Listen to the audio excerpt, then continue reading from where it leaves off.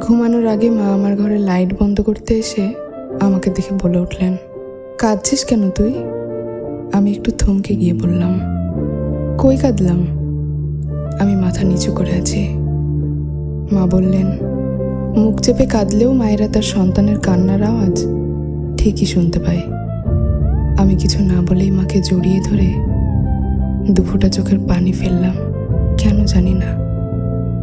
মা হঠাৎ বলে উঠলেন, তোরে বকা দিই, শাসন করি, কিন্তু দিন শেষে তোর মা ছাড়া কেউ তোর পাশে থাকবে না। সবাই দেখাবে যে তারা তোর আপন, কিন্তু মা ছাড়া কেউ আপন না। আমি খুব কেঁদেছি তখন। আমার মনে হয় না লাস্ট কবে এইভাবে বাচ্চাদের মতো কেঁদেছি। ভালো থাকুক তারা, যারা বিনা কারণে আমার চোখের পানি ঝরালো।